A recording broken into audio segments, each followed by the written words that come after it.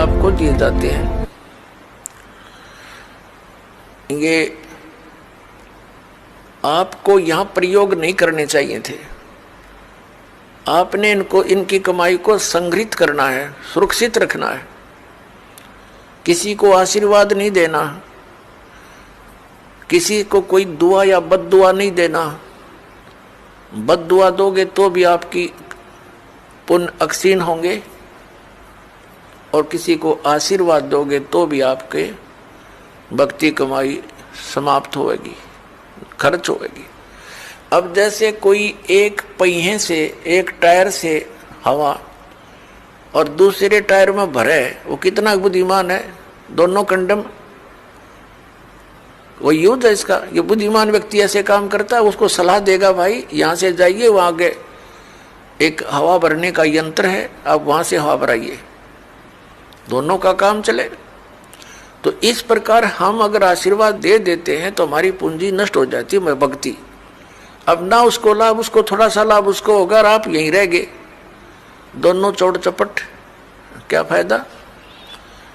तो इस प्रकार हमने अपने बच्चों को, भाई बहन, माता पिता, सबको, संबंधित जितने मित्र हैं, या वैसे भी कोई, एक सद्भावना पूर्वक सबसे प्रार्थना करनी चाहिए कि आप भी दीक्षा लो और अपनी हवा आप भरो। जैसे एक पंप दे दिया जाता है साइकिल में हवा भरने का, तो सब ले लो पंप और अपनी भरो हवा, जब जरूरत पड़े फुल करो और चलो गाड़ी पर, सवारी पर। तो कहने का भाव ये है कि इसी प्रकार ये गुरुदेव जी से दीक्षा लेकर के आप स्वयं अपनी भक्ति मंत्र के जाप साधना के द्वारा अपने टायर में हवा स्वयं भरो और फिर चलो। तो इस प्रकार आप जी ने अब ना किसी को आशीर्वाद देना है, ना किसी को बद्दुआ देनी है, दोनों में हमें हानि है। पहले क्या था, इस काल का जाल है। आप देखते हो बुजुर्ग बड़े छोटों को आशीर्वाद देते हैं और बड़े उनके चरण छूते हैं, क्योंकि पहले जो एक आपने देखा होगा एक पाग सिस्टम है। पाग जैसे पिता की मृत्यु के उपरांत बड़े पुत्र को एक पाग बांधी जाती थी, पगड़ी, और फिर वो पिता वाले कर्म वो करता था। आप पिछला इतिहास देखिएगा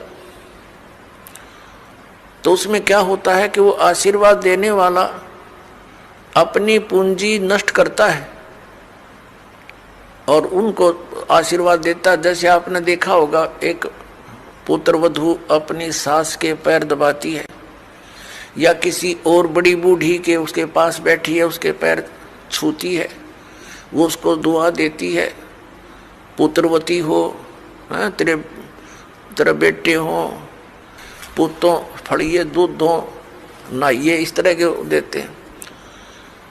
तो वो बुढ़िया के पास जो चौनी थी वह तो पुत्र वधू को दे दी, आप खाली होगी, आगे चारदर है ही नहीं।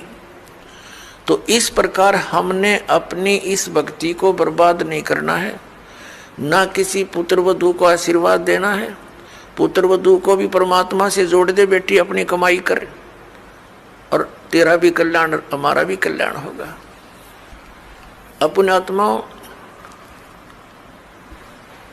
परमात्मा कहते हैं मेर तेर की जेवड़ी यू बड़ बंदा संसार, एक कबीरा ना बंदा जो है नाम आधार।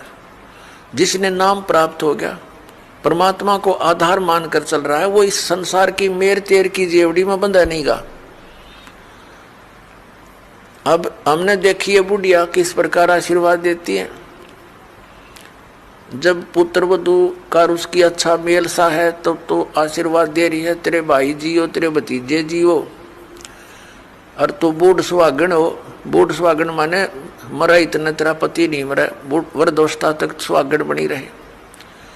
और अगले दिन उसकी होगी अनपन, बुढ़िया दे रही है गाल उसने, तेरे भाई मरियो, तेरे भतीजे मरियो, तो रांड होइयो। बताओ, वो दूना टोटा कर लिया उसने। पहले तो आशीर्वाद देकर खोई, फिर उसने बद्दुआ देकर भक्ति खोई। तो ये कोई बात हुई?